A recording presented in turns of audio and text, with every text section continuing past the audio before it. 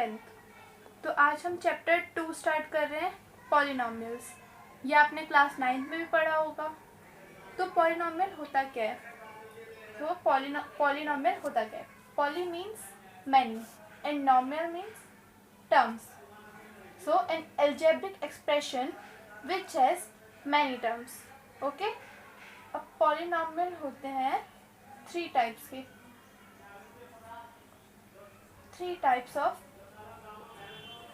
Polynomials कौन कौन से होते हैं? फर्स्ट होता है लीनियर पॉलिनॉमियल।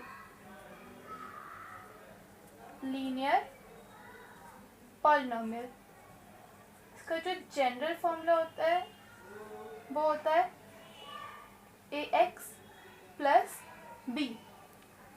इसमें जो वेरिएबल होता है उसकी जो डिग्री होनी चाहिए, डिग्री वो 1 होनी चाहिए। अब ये डिग्री क्या होता है?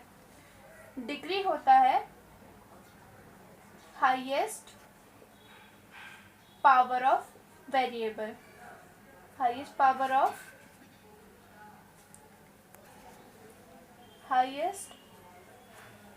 Of variable.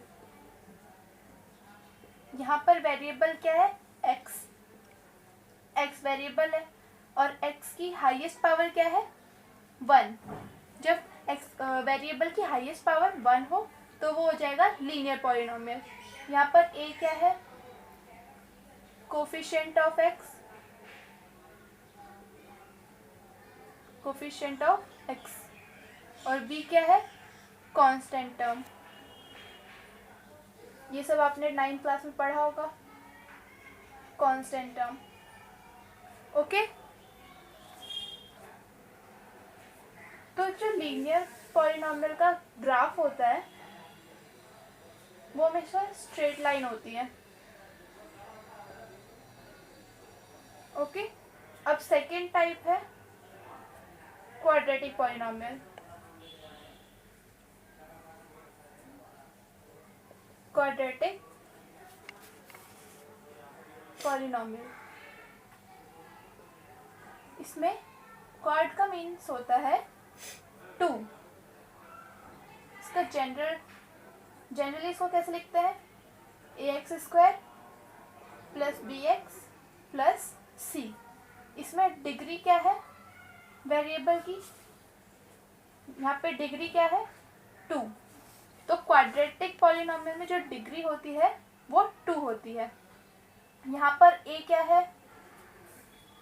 Coefficient of x²। Coefficient of x²। b क्या है? कोफिशिएंट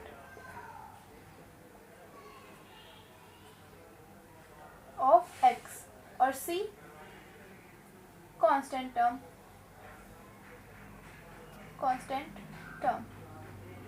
ओके, और ये जो पावर्स होती हैं वेरिएबल्स की, ये कभी फ्रैक्शन में नहीं हो सकती, ये हमेशा एक इंटीजर ही होगा।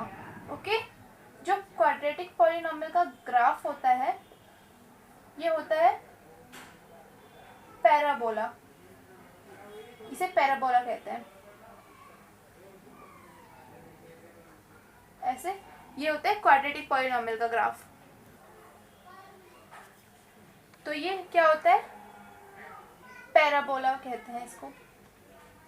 और जैसे कि हमने कहा कि इसकी जो पावर होती है वेरिएबल की, ये पॉजिटिव इंटीजर होनी चाहिए, ना फ्रैक्शन होनी चाहिए ना नेगेटिव नंबर होनी चाहिए।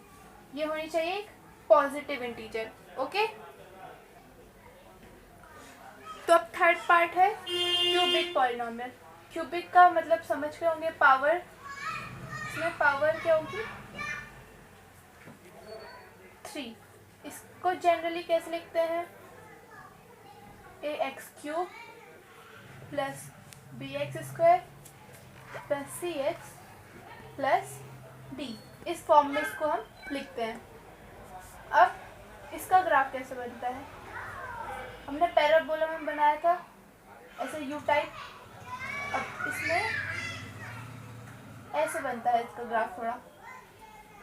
ओके, इसमें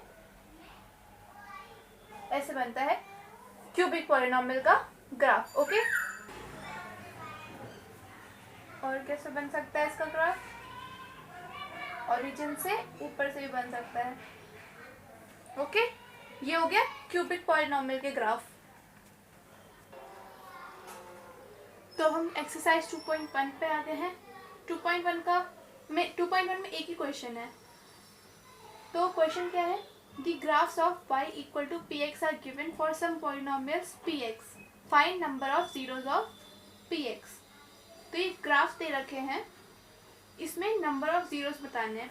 ये graphs y equal to px के हैं। तो इसमें जीरोस कैसे निकालेंगे? जितनी बार x एक्सिस को ये लाइन कट करेगी, जो भी लाइन है, जितनी बार x एक्सिस को कट करेगी उतने नंबर ऑफ जीरोस आएंगे। जैसे यहाँ पे x एक्सिस को कितनी बार कट किया है? एक बार, तो यहाँ पे नंबर ऑफ जीरोस क्या हो गए? 1। यहाँ पे x एक्सिस को एक भी बार कट नहीं किया है, तो number of zeros 0।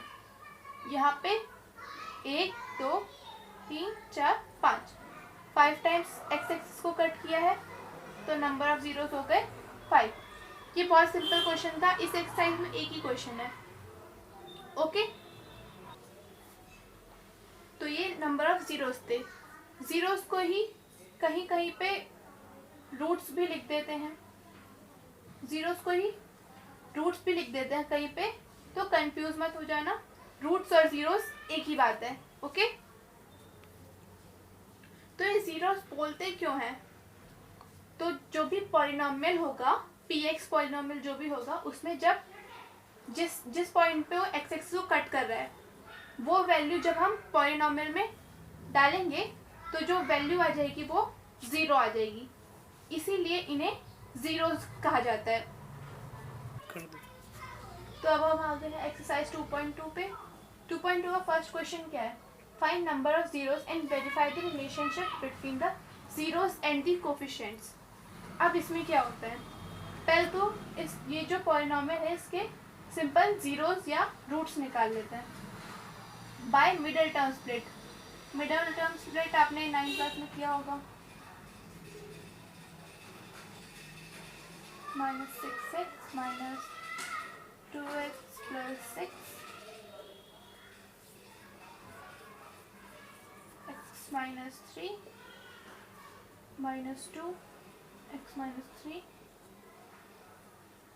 minus 3 2x minus 2। तो उसके जीरोस क्या क्या आ गए? 3 and 1, ये इसके जीरोस आ गए।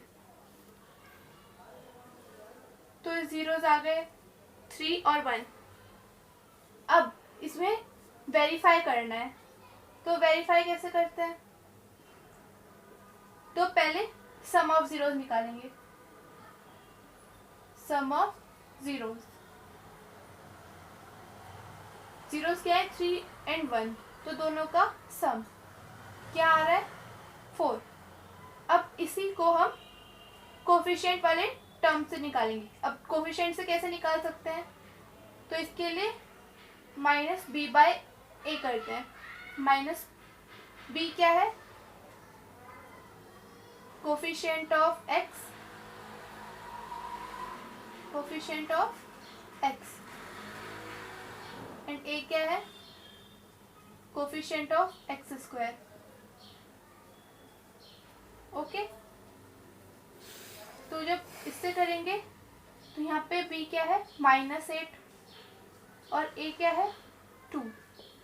8/2 4, दोनों इक्वल आ गए। उसके बाद आता है प्रोडक्ट ऑफ जीरोस। दोनों मतलब जीरोस का प्रोडक्ट, मतलब 3 × 1 क्या आ गया? 3। अब इसको कैसे करेंगे वेरीफाई के लिए? c/a। हमें पता है कि जो पॉलिनॉमियल होता है वो होता है ax² + bx + c। c क्या होता है? Constant term. यहाँ पे कांस्टेंट टर्म क्या है? 6। और a क्या है? x² का कोफिशिएंट। यहाँ x² का कोफिशिएंट क्या है? 2। तो ये भी 3 आ गया, ये भी दोनों इक्वल आ गए। बस वेरीफाई ऐसे ही करते हैं। तो अब हमने क्वेश्चन ले लिया, ये 4u² प्लस 8u, इसको जब हम फैक्टराइज करेंगे इसमें 4u कॉमन आ रहा है, अंदर क्या बचा u प्लस 2। हम जीरोस निकालेंगे, जब इन दोनों टर्म्स को अलग अलग जीरो के इक्वल पुट करेंगे तो u की वैल्यू क्या क्या आ जाएंगी, जब इसको जीरो के इक्वल करेंगे तो 0 आ जाएगी, जब इसको करेंगे तो -2 आ जाएगी। ओके, अब इसको हमें करना है वेरीफाई। वेरीफाई के लिए जो जीरोस होते हैं उनको हम अल्फा और बीटा कहते हैं। तो सम ऑफ जीरोस हो गए अल्फा प्लस बीटा, इसमें अल्फा क्या है हमारा 0, बीटा क्या है हमारा -2, तो 0 प्लस -2 क्या आ गया -2। ओके, अब -b अपॉन a, b यानी कोफिशिएंट ऑफ u क्या है यहाँ पे 8 -8 और a क्या है 4, यहाँ से भी -2 आ गया। अब अल्फा इंटू बीटा मतलब प्रोडक्ट ऑफ जीरोस, 0 इंटू -2 क्या आ गया 0। अब c/a, यहाँ पे कोई कांस्टेंट टर्म नहीं है, हम देख सकते हैं यहाँ पे कोई कांस्टेंट टर्म नहीं है, मतलब c क्या है 0 और a 4, तो ये भी 0 आ गया, ये भी इक्वल आ गया, ये हो गया वेरीफाई। अब नेक्स्ट क्वेश्चन t² - 15, इसको हम कैसे लिख सकते हैं, t का स्क्वायर माइनस √15 का स्क्वायर लिख सकते हैं। अब यहाँ आइडेंटिटी बन रही है a² - b² की, क्या होती है a plus B a minus B, तो ये हो गया t plus √15 t minus √15। Okay, तो जब इन्हें हम 0 के इक्वल पुट करेंगे तो t की वैल्यूज क्या आ जाएंगी -√15 और √15। अब वेरीफाई करेंगे अल्फा प्लस बीटा -√15 प्लस √15, ये हो गया 0। अब -b अपॉन a में यहाँ हम देख सकते हैं कि मतलब t का कोफिशिएंट कुछ है ही नहीं, t² का कोफिशिएंट है लेकिन t का कोई कोफिशिएंट नहीं है, मतलब b क्या है यहाँ पे 0, 0/0 इक्वल आ गए दोनों। अब अल्फा इंटू बीटा यानी -√15 इंटू √15 क्या आ गया -15, c अपॉन a करेंगे कांस्टेंट टर्म -15 और a क्या है 1, ये भी दोनों इक्वल आ गए, ये हो गए वेरीफाई। ओके, तो अब अगला क्वेश्चन, लास्ट क्वेश्चन में हमें इक्वेशन दी हुई थी, मतलब पॉलिनोमियल दिया हुआ था हमें, उससे हमने अल्फा और बीटा निकाला, और इस क्वेश्चन में हमें अल्फा और बीटा दे रखे हैं, इससे हमें पॉलिनोमियल बनाना है। ओके, तो पॉलिनोमियल कैसे बनाते हैं, पॉलिनोमियल बनाने का फॉर्मूला होता है k ब्रैकेट में x² minus alpha plus beta into x plus alpha beta bracket close. Alpha beta क्या होता है सम ऑफ जीरोस, और अल्फा बीटा क्या होता है product of zeros. Alpha plus beta sum of zeros और alpha into beta product of zeros, और k क्या है यहाँ पे कांस्टेंट, तो इसमें हमें अल्फा और बीटा दे रखे हैं, तो k ब्रैकेट में x² minus 1/4 plus minus minus हो जाएगा x plus 1/4 into -1 k x² minus 1 - 4/4 x minus 1/4 okay, x square यहाँ प्लस हो जाएगा क्योंकि यहाँ पे माइनस थ्री आ जाएगा, माइनस माइनस प्लस हो जाएगा, -1/4। अब इस k को हम कुछ भी लेट कर सकते हैं। यहाँ जैसे हम लेट k इक्वल टू 4 कर लेते हैं।